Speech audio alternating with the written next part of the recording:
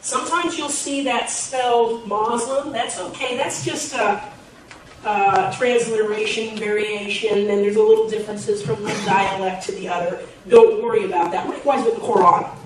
Sometimes, in our own writings, we tend to write it like this, but sometimes you'll see it like that. Transliterations tend to be a bit arbitrary, so don't worry when you do that. I also gave you the word for the Islamic clergy, which was ulama, which literally means the learned. And the function of the ulama in the Islamic world has traditionally been to lead the Friday prayers, to teach in the Quranic schools for young children, to serve as lawyers and judges. Okay, so that legislation has typically in the Islamic world is not so much seen as something that a elected body would do. Okay, because law was seen as something that was God-given. Does that mean Muslims can't be democratic? Well, Sunni Muslims at least believe that the leader of the community ought to be picked on the basis of the consensus of the community, so one could argue that that perhaps is a democratic element. But all the leader was supposed to do was to execute the laws that were already given. Okay? So that when we read in the Will and Testament, the House of Justice makes the laws and the government enforces them. Yes, there is kind of a separation between religion and state there, but the state's activities then are really kind of confined to the executive functions, whereas the legislative and judicial functions are given to the Houses of Justice. Okay? But what's happened here, so we have a democratic legislature, but we've now sacralized it. And that's always been sort of the dilemma within the Islamic world when it came to what do we do with Western democracy? If law is supposed to be God-given. Okay? But you do have, Iran is an Islamic republic. Well, they solve that one. You have a legislature, but you put the ulama over them, and they can essentially veto anything the legislature wants to do. In Iran you have elections, and races are hotly contested, but the legislature can't effectively do, first off, the ulama have to approve of you before you can run for office. And then when you get into office, they can, whatever you decide to do as a legislature, the ulama then have veto power over. Now, we've gone very briefly over Islamic beliefs, but then I had noted that Muslims typically don't so much define themselves by what they believe as by what they do. And that's partly kind of some of the same things that Dr. Hatcher was talking about the last hour. You have to put it into action before it's worth anything. But there's another element to that, and that is that Muslims are really kind of reticent to get into people's private beliefs. In other words, to make too many inquiries about what somebody believes is really kind of considered to them to be an invasion of their privacy.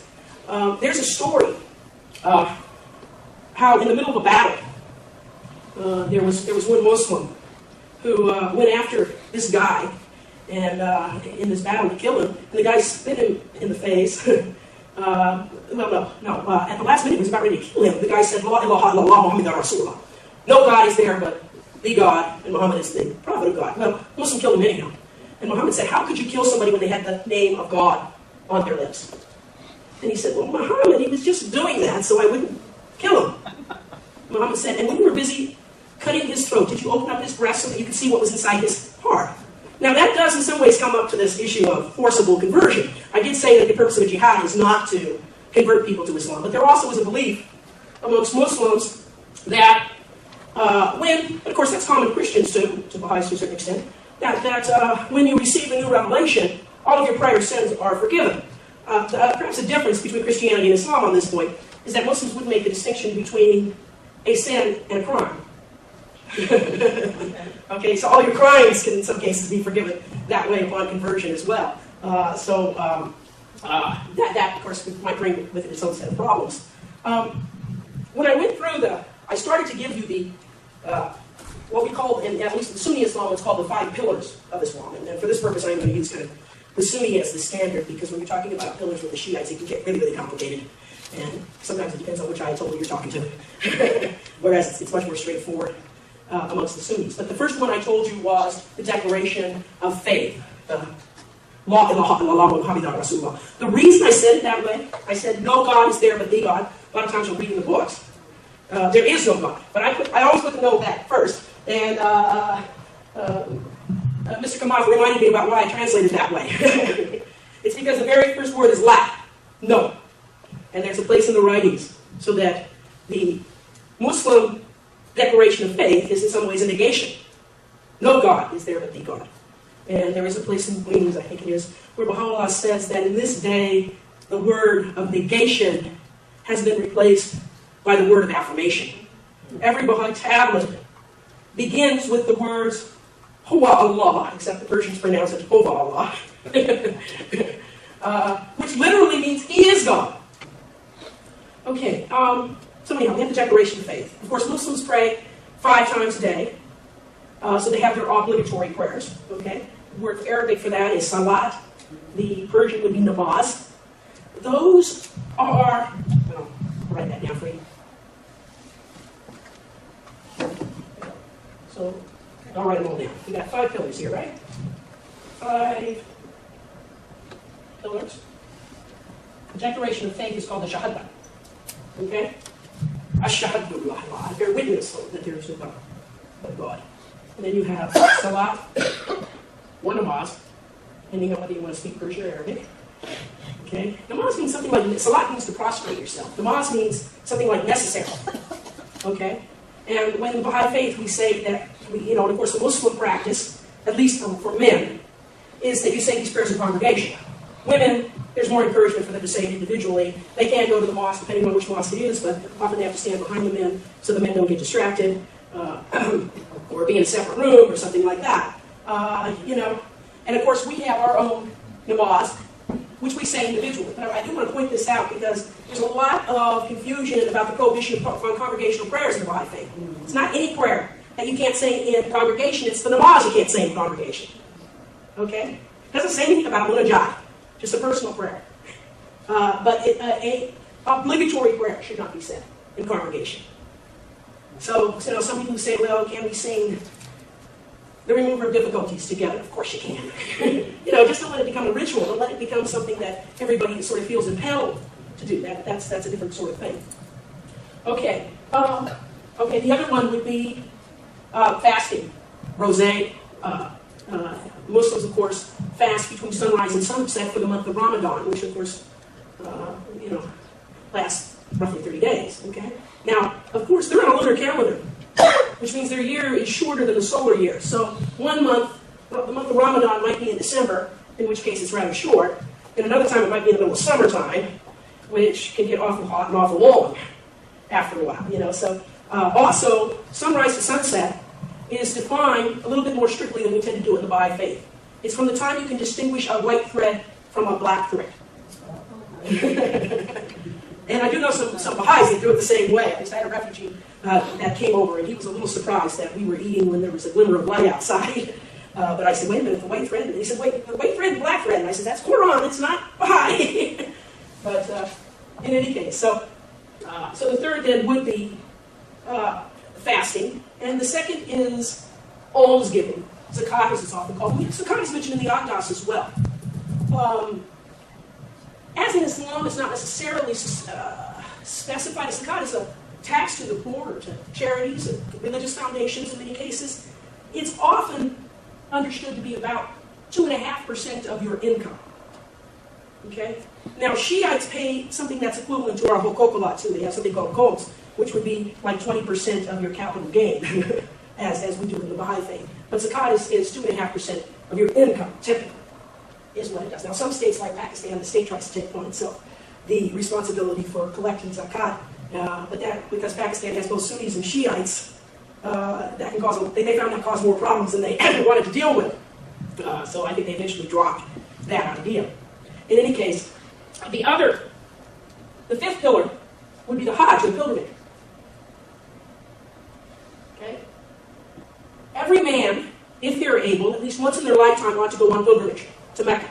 Okay? And this pilgrimage has an incredible unifying effect on the world. Even though I talked about Muhammad's reference to 70 sects and Islam in some ways being as divided as anybody else. In another sense, there's a lot more continuity. There's an amazing amount of agreement in terms of what Islamic law consists of. And I would suggest that that's partly because of the role that Mecca would play when people would go on pilgrimage. And usually what happens on the Muslim pilgrimage is people reenact the story of Abraham's sacrifice, which of course in Islam is usually understood to be Ismail. Okay? And that, so there's all these rituals that revolve basically around that story. Of course, Muslims believe that the Kaaba in Mecca was actually, which is the point towards which all Muslims pray, was actually built by Abraham and Ismail. Okay? But one of the things that has this unifying effect is, of course, in ancient times, if you're going to go on in medieval times, I probably should say, if you're going to go on a trip that far, you don't just go, do your pilgrimage and go home. People would hang around, often around Medina. And Muslim scholars centered around Medina, and people would stay there sometimes for years and study with various scholars there and then go home with what they learned. And in that sense, it tended to have kind of a homogenizing effect on the Islamic community, which I don't think can be underestimated. Okay, let me do a very brief historical overview, excuse me. I had something on the top of my set that said political history of Islam, but that wasn't about Muhammad. That was about what happens after Muhammad. But let me give you sort of a very, very brief thumbnail sketch of Muhammad's life, of course. Muhammad was born in Mecca, of course, towards the very end of the 6th century of the Christian era. Mecca was a trade center in Arabia. You see, and this was a time when the Byzantine Empire, which of course is really the Roman Empire, and the Sasanian Empire, which was what was ruling Iran at the time, were kind of at one another's throats. And a lot of the traditional trade routes had to be rerouted through Arabia, where they would be taken on in caravans. Well, things were not really stable in Arabia either, because even though trade was becoming increasingly important to these people, they were still rather tribal in their organization and constantly carrying out revenge wars and things like that, which is bad for business. Okay? And Mecca, being made up of businessmen, pretty much figured out a way around this. They got all the Arab tribes to agree that for 4 months out of the year they wouldn't fight. And they would all bring their idols at a certain time of year, and they'd have a great festival in Mecca, and poetry contests and things like that would go on. And this would, at least for part of the time, they would stop their squabbles, and the caravans would get through, and business would go on. And of course, Muhammad was, so Mecca kind of became this trading center, and it became increasingly important for that reason. Muhammad himself was orphaned at a very, very early age. And he was raised by his uncle. His name is Untitled. His name up here.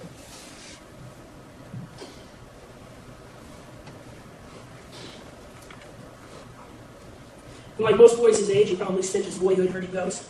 And later on, as a young man, driving caravans.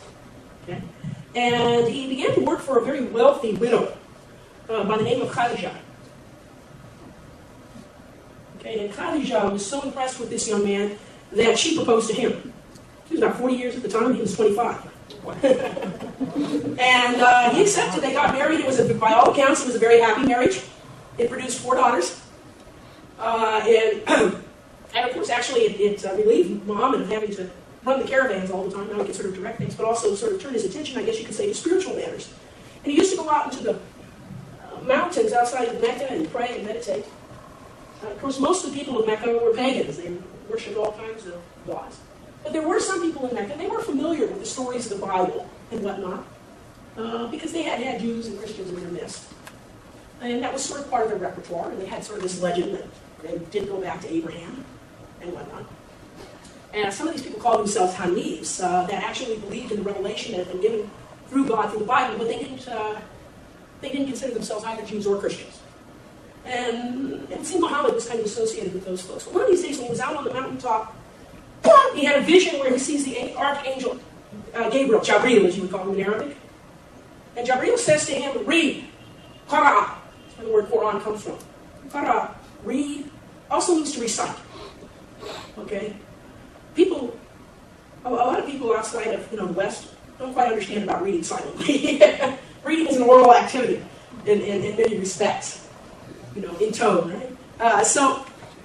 Read. Muhammad says, I don't know how to read. he turned the other way, and the angel appears the other way and says, read. He says, I don't know how to read. And again, the third time it happens, he says, read, I don't know how to read. And he says, read in the name of your Lord. Read in the name of he who created man from a moist germ. Read in the name of he who taught man what he does not know. And that's the first revelation of the Quran. Now, according to the stories about Muhammad, he then went home and hid under a blanket. And Khadijah found him there, saw him shaking under a blanket, and asked him what was going on. And when he explained to her what he had experienced, he consulted with some of her Christian friends and came to be convinced that he had indeed received a revelation from God. And Khadijah then becomes the first Muslim. Okay? After that, over the next 2 years, mostly the only people he's able to attract to his message are some of his best friends, or his cousin Ali, who was Untitled son, who Muhammad was actually embracing at the time. He was only about 10 years old at that juncture. And then there were a few other, very, very Zayd, of course, his adopted son. And then there was a few others, and that was about it.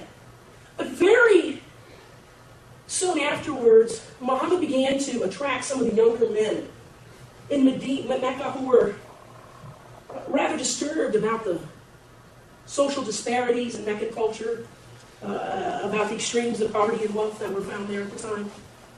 Muhammad's earliest sermons, he would often go out, especially during these fairs, where he had all these people who different their idols and stuff like that. He'd go out there and recite some of the earliest surahs. You see, the Quran is I should have explained this earlier, but the Quran is divided into chapters, which are called surahs, and they're all of varying length. Some of them are quite short, others are quite long. Muslims put the very short one at the beginning, which is called the Fatiha, but then they arrange them in the Quran according to length, with the longest ones first. Which is kind of interesting because that's almost the opposite order in which they were revealed. The initial surahs of the Quran were actually quite short. In fact, you might even kind of describe them as hellfire and brimstone kinds of things with a very strong poetic context to it, because everything in the Quran has a rhythm and a rhyme to it. It's almost like a machine gun. And, it's effective, if I can describe it that way. It's just kind of but, and has a similar impact at times. In any case, but he would be condemning, of course, the idolatry, but also the social injustices, in particular the coming of the Judgment Day. He described it in one of the surahs as the day when the infant girl child would rise up and demand for what sin she'd been buried alive, because among some of the Arabs, it was the practice to bury unwanted infant daughters alive. Now, of course, in places like India and stuff like that, they have more civilized ways of doing this, a female infanticide, but we won't go through that. In any case, that was the practice that sometimes took place there. There's a big debate as to just how widespread it was. So he began to attract a lot of these young men, and then, of course, the leaders of Meccan society came to be rather disturbed about what's happening. But they didn't dare attack Muhammad himself, because in a tribal, he belonged to a fairly important family. Abu Talib, his uncle, was prepared to defend him if anyone wronged him, and revenge warfare was a large part of Arab society. So they began to pick out the more vulnerable members of the Muslim community and harass and persecute them. Some texts say the weaker members, but they weren't weaker in their faith. They were simply more vulnerable in the fact that they didn't have strong families to protect them. One of them was a black slave by the name of Bilal. Okay? And he was tortured, he was beaten, and he was tortured by having heavy stones placed upon his chest until finally Abu Bakr bought him out of slavery as he was being tortured by one of the early Muslims in order to rescue him from that treatment. But he wouldn't deny his faith during all that torture, but he was traumatized by it, to such an extent that he stuttered afterwards. Yet Muhammad made him the first person to give the call to prayer.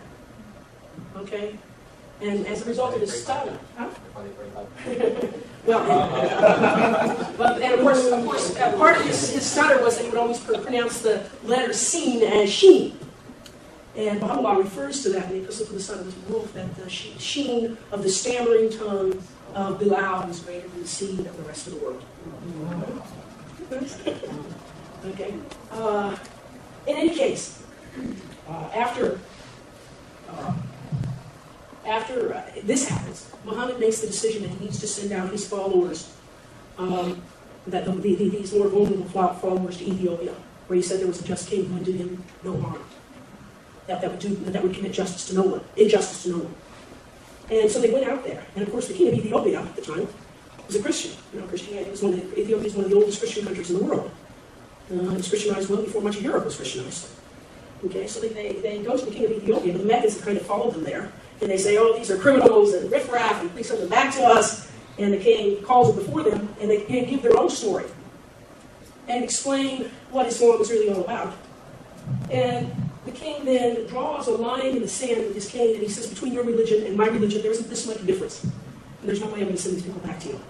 And they're welcome to stay here as long as they like. Okay? In the meantime, for the Muslims who are left in Mecca, things get worse.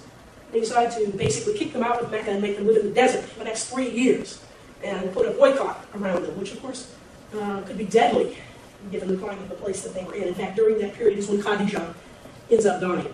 For instance, Abu Talib also dies during this period of time, and they're not left with much of a protector. Muhammad does continue to go into Mecca during the times of affairs because you can't keep anybody out. You've got a 4-month truce there.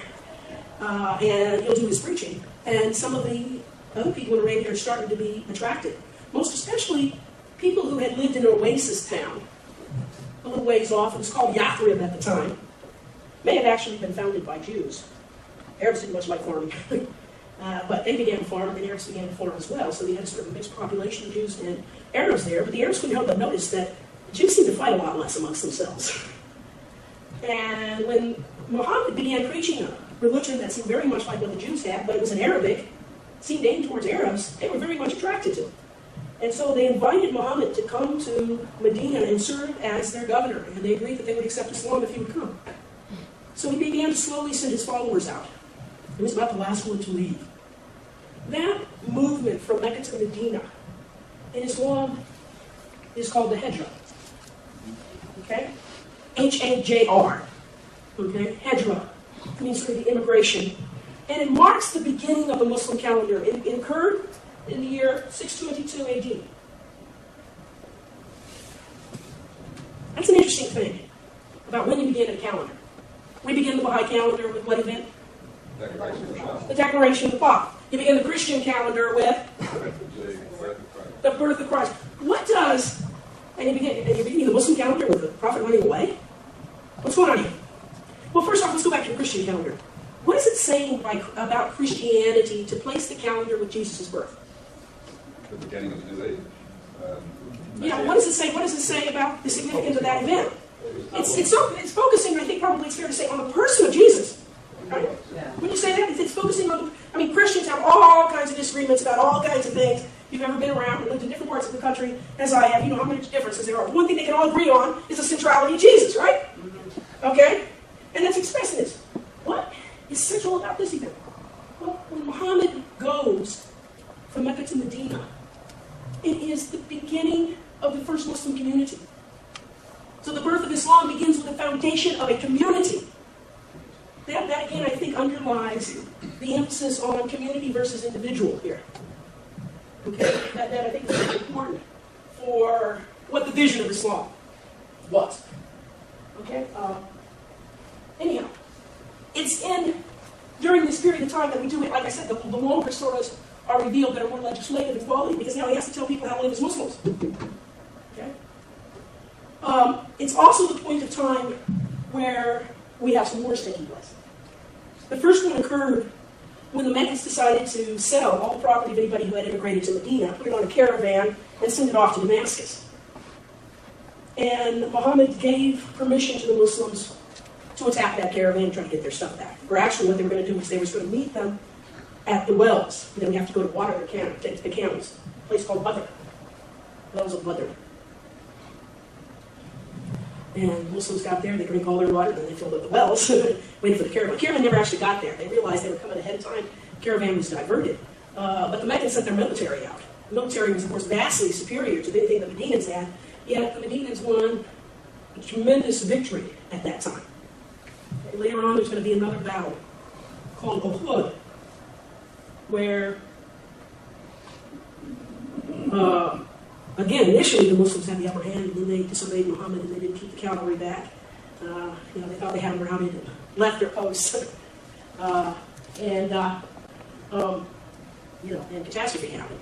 people, one of the things you have to keep in mind about Islam is that they're going to have a very different kind of conception, initially at least, of prophethood than we might have as Baha'is, especially from what was described this morning. Today, most Muslims believe in the infallibility of Muhammad. But that wasn't necessarily believed by the earliest Muslims. I mean, you read the life of Muhammad, Sirah al-Muhammadiyah, and you'll find stories in there where in the midst of a battle, Muhammad is saying, go do thus and such. And somebody goes back, now is this you talking or is this revelation from God? Which to me is, okay. Not perhaps the best question to ask in the midst of a battle anyhow. And what's surprising is that Muhammad allowed such questions. Unfortunately, that's part of what the problem is when it comes to the successorship of Muhammad. If it's not revelation, maybe we don't necessarily have to go with it. In any case, so you have these battles. By the way, it's as a result of the aftermath of the battle that the verses reveal which apparently gave Muslims permission to take more than one wife. Okay? A lot of orphans and widows had been produced as a result of these vows. And the Quran stressed the importance of doing justice to these widows and orphans. It says if you can't take care of them any other way than marry them 2, 3, or 4, but then you must have shown justice to all of them. Well, Muslim modernists by the 19th century, and Baha'i who followed that, said that you really can't do justice to more than one wife when it comes down to it. But at least in this emergency situation, that was allowed. Okay, but later on, a few years later, Muhammad made the amazing decision that the Muslims were going to go on pilgrimage to Mecca. And they've been fighting the Meccans all along. So they dress in their pilgrim's garb and they head off. Of course, during the 4 months of pilgrimage where nobody's supposed to touch you. The Meccans come out and they try to harass them to get the Muslims to attack them. And they don't succeed in that. And finally they start negotiating and agree that maybe the Muslims won't come this year, but they come the following year. But they agree to a 10-year truce. A 10-year truce during which there will be no more hostilities and everyone will pretty much be free to follow their own religion. Okay? The truce actually lasted for about 2 years, but it was 2 important years because during those 2-year period, most of the rest of Arabia was converted to Islam because they were able to send the missionaries out to all the other parts of Arabia and spread the message. So all you had left was Mecca and a few allies by the time the truce was ended. And it was actually broken by one of that Meccan's allies who attacked and killed some of these missionaries that were going out to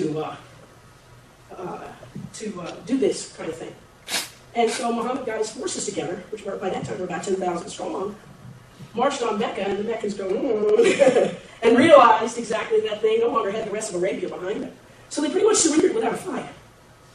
And so Muhammad then went to Mecca and cleansed the Kaaba all of its idols, and then it was turned in, of course, into the direction in which Muslims pray today. Okay? One thing I might mention that might be interesting to you as Baha'is. I mentioned about this Hijra. The Muslims who left from Mecca to Medina are called Muhajirun, those who immigrated. And in Islam, a Muhajir is somebody who leaves a what's often called the Dar al-Harb, the abode of war, to live where they can live as in a Muslim community. Yeah? And where they can truly live as Muslims. It means almost exactly the opposite thing in the Baha'i faith, isn't it? One of the Persian believers can tell me what a Muhajirun is in the Baha'i faith, but Muhajirun are pioneers.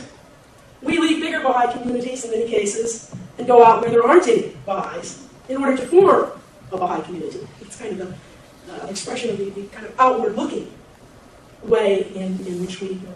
Okay, so Mecca is now Muslim. And not long after that, Muhammad will pass away. Before he does, he will make one last pilgrimage to Mecca. And on the way, he gathers the Muslims around him. And the story I'm going to tell you is from Sunni sources, not just Shiite ones. And he takes Ali up with him. And according to the Sunni hadiths, if you remember hadiths, are like pilgrim's notes about Muhammad, they're stories. Persians will say hadiths rather than hadiths. Okay? But it's in the Sunni hadiths that Muhammad takes out of his hands like this and he raises it so high, according to the sources, that you could see the whites of his armpit. Okay? And he says, whoever has me as a leader has Ali as a leader. The Sunni sources. Okay, and basically, it's sort of where the last part of the Quran is revealed, where it says, "Today I have, finished my revelation to you."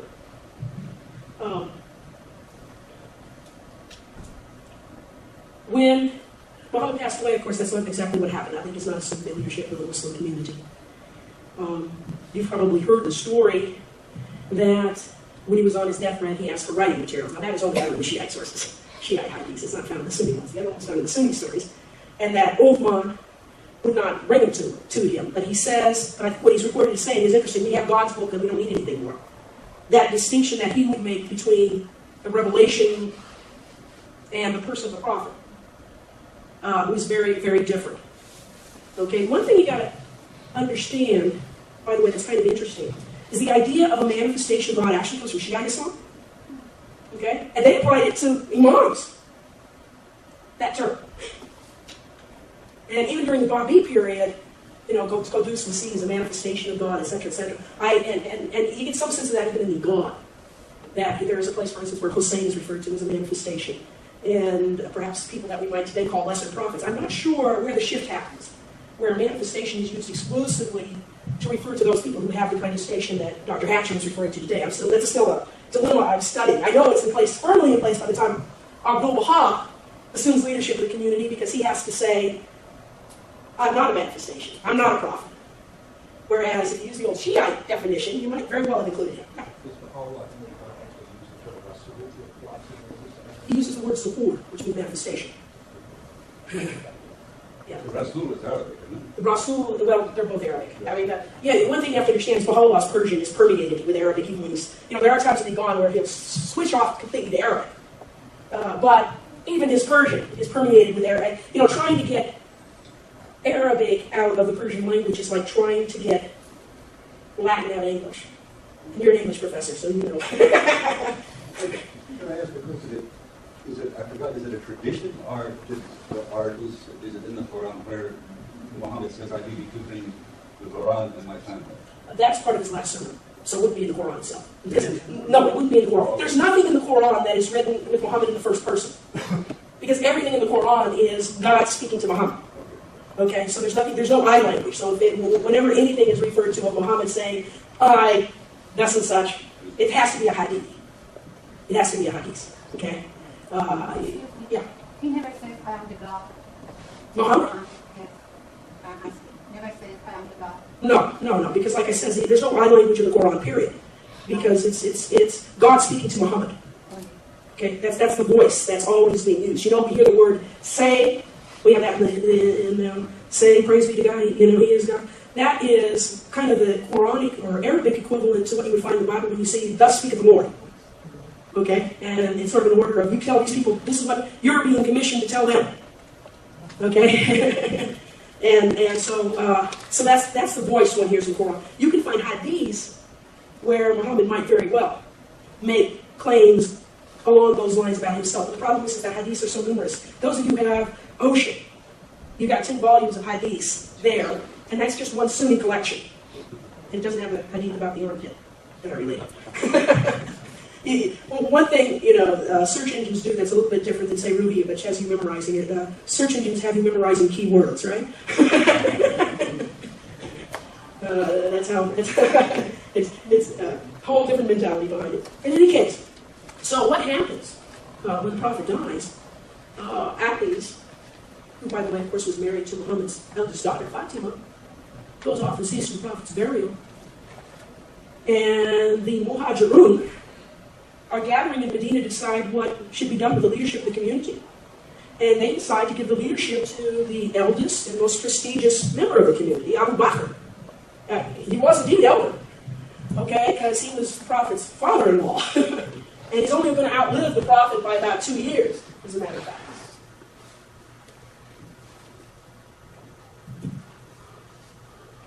His name is Abu Bakr. Okay?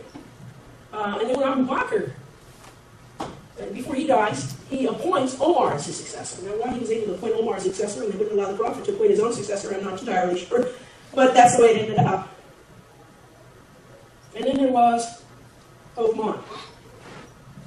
Uthman was probably the most problematic of the choice. You see, Uthman belonged to the family that had been the Prophet's biggest enemies in Mecca. The Umayyad family. Now, he'd been a Muslim from very early on, and no one questioned the validity of his faith, but he started putting all of these relatives and only become Muslim at the last minute before Mecca was being taken. And giving them the most important post. He gave one guy,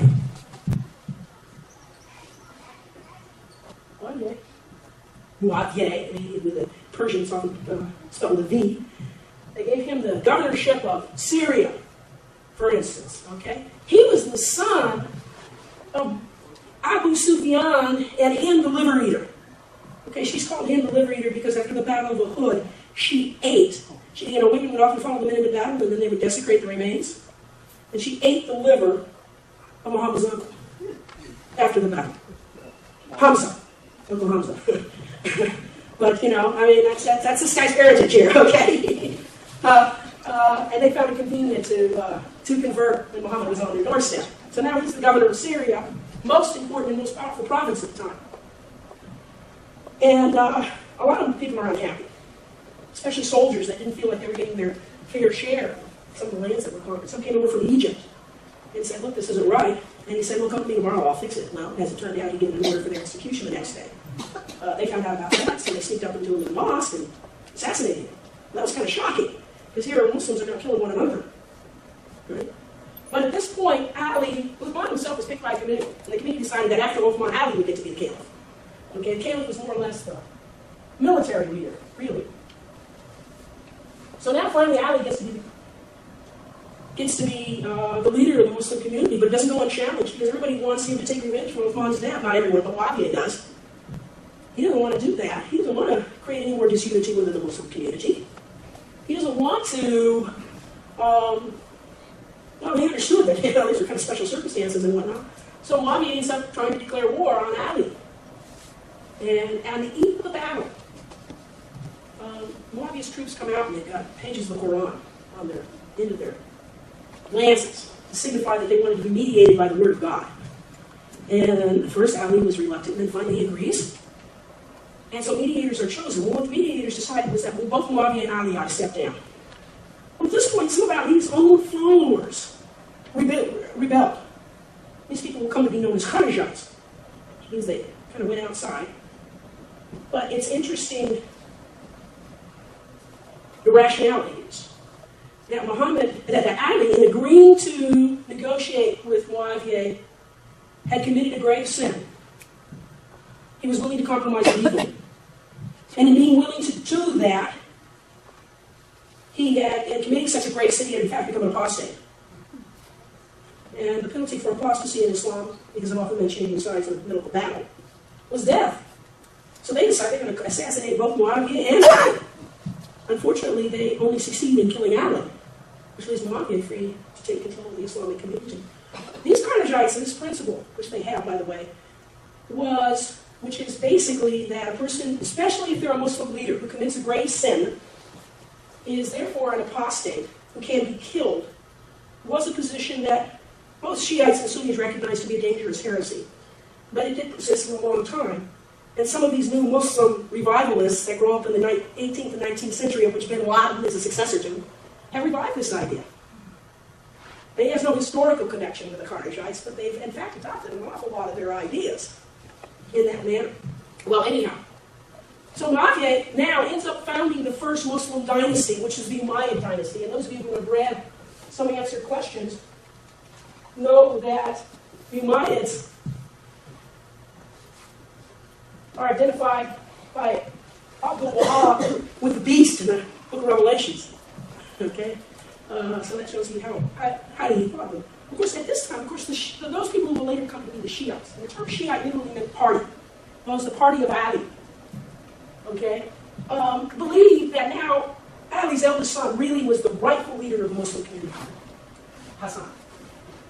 But Hassan was a lot like his father in that he placed the unity of the community above all else. So he had made an agreement with Muawiyah that he would allow him to rule, but after he was supposed to move back to Hassan. And he was not picking his successor.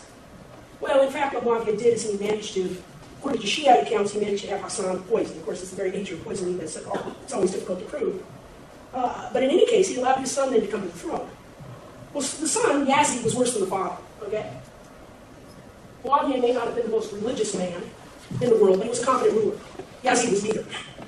He was more religious. And he's not remembered any more fondly by Sunni Muslims than he is by Shiites, really. And it's at that point that they basically decide they've had enough. Hassan is dead now. And so, in one of the towns of Kufa, which you hear in the news occasionally nowadays, they invited Hussein to come up and assume leadership of the Muslim community and said they would pledge their allegiance to him. And Hussein, they said he's gone about as far as they can go, as far as getting bad. So he takes up their invitation. And meets with about 72, 73 of his followers, something like that. Heads out from Medina to Kufa. And if you look on the map, you'll see there's nothing between Medina and Kufa but desert.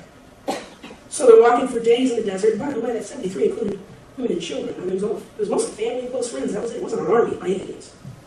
And so they get there. Well, in the meantime, Yazid's found out what's going on in Kufa. He sends an army out, puts down the rebellion, and the army now waits for Hussein to get there and blocks him off from the river, Euphrates. So I can't get to the river, I can't get water. And so Hussein reaches there, and they said, look, you've got to pledge allegiance to Yazid. Hussein says, I'm not going to do that. So they don't let him get the water. So for 3 days, they're kept apart from the water. At one point, Hussein tries to get down with his infant son, and an arrow goes for the baby's throat. And over this period, then, Hussein's followers sort of get picked off a few at a time. And all of them end up being, Hussein's body ends up being trampled by horses. And his supporters, all the males, end up being decapitated. There was one son who was second lieutenant who survived and a few men fell. Then they're carried off to Damascus with his heads on pikes.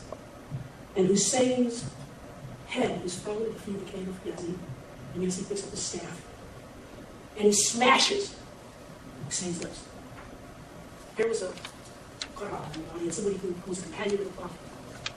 And he knew the Quran by heart. And he began to weep and he said, with my own eyes, I have seen the Prophet kiss those lips that you just smashed. Because Hussein would have been the Prophet's own grandson.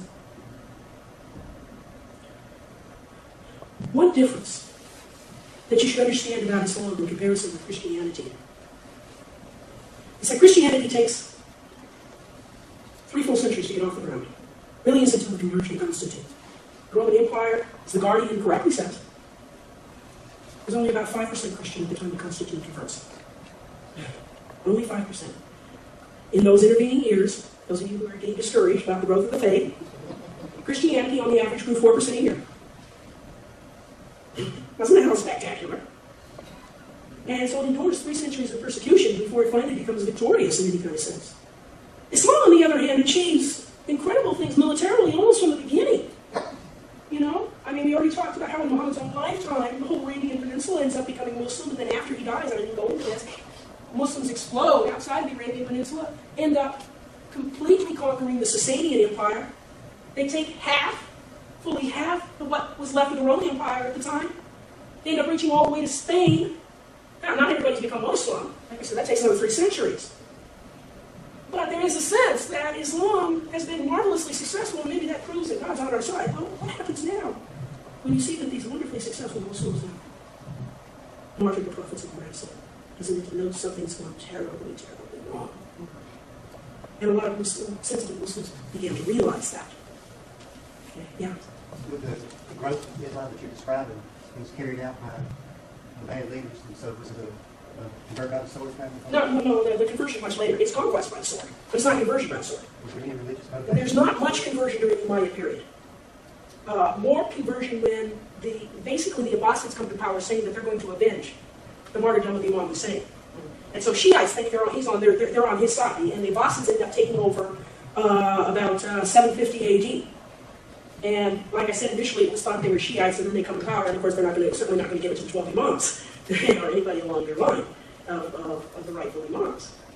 So, but one of the things that the Abbasids will do that helped the spread of Islam is they insisted that Arab Muslims and non-Arab Muslims had to be treated alike. Before, like I said, during the Umayyad period, you practically had to become an Arab before you become a Muslim. Okay? That distinction is erased during the Abbasid period, and conversions speed up during that. They changed the capital from Damascus to Baghdad, which puts it basically where the old Sasanian capital was. And they adopt notions of Persian absolutism. in terms of how you govern as well, and which is sort of what people were more used to. And so in that sense, like I said, the conversion's a lot later, a lot later.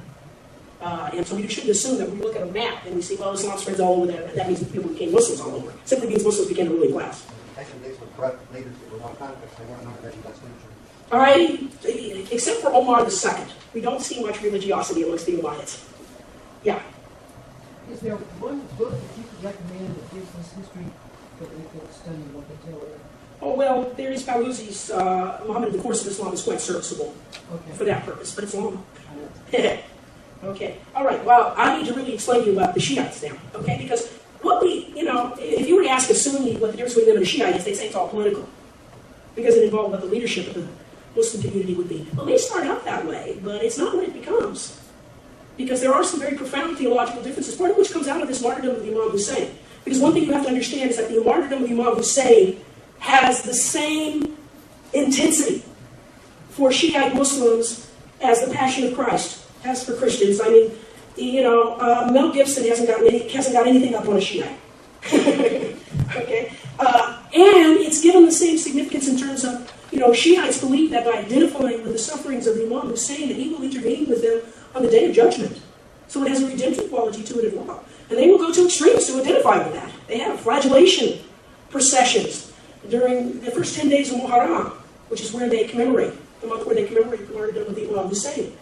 And they have, women will have Ahmed speakers come, and they will, have big meetings where they'll beat their breasts and they'll listen to sermons about the Prophet, about Hussein and his martyrdom. They have plays, which is very unusual in the Islamic world. They actually have passion plays in Iran.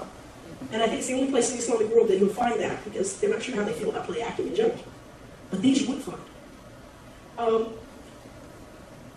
Shiites regard the Imams, the rightful descendants, the rightful successors to the prophets, as infallible. Whereas no Sunni would argue that a caliph was infallible. Okay, a caliph is basically a military leader by and large.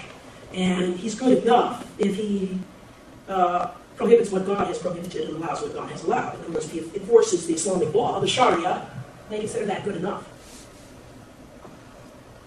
But that's not the Shiite view. The Shiite view is that the Imams are the rightful successors. Okay, not just the rightful successors, but the infallible successors. And so they understand the meaning of Muhammad's message. Now, I mentioned Ali, I mentioned Hassan, I mentioned Hussein. There is one son, Zayn Abidin, who survives Karbala, this famous Karbala where Hussein was martyred. There will be, the largest group of Shiites believe there were 12 in numbers. And the 12 is supposed to be in hiding. Abdul Baha suggests he never existed. Okay, before the Bab came, at least. And the Bab is actually the only 12th Imam there ever was. But you don't say that too loudly to a Shiite, because that would just get them upset. In any case, there is also another group of Shiites who believe they still have a living Imam. Okay? These folks are called the Ismailis. And their living Imam is a guy who's called the Aga Khan. Happens to be one of the wealthiest people in the world. Interestingly enough, doesn't have his son is not fit to succeed him, and he hasn't excluded his daughter from succession. So it'll be very interesting to see what happens. His son's a blood boy. Is this the one that was married to Rita Hayworth, his father was? I think so. I mean, there's all kinds of, he likes to race horses in England, and but he's a great place to go with grant proposals, because he funds an awful lot of projects. And most Ismaili Muslims are very liberal in their outcome, because one of the advantages of having a living Imam is that the Sharia becomes more flexible. Okay, so you're not stuck with something that maybe fit the 6th century better than it fits today. So anyhow, I used up all my time, didn't I? So anyhow, I guess we'll stop there. I think to completely get out anyhow.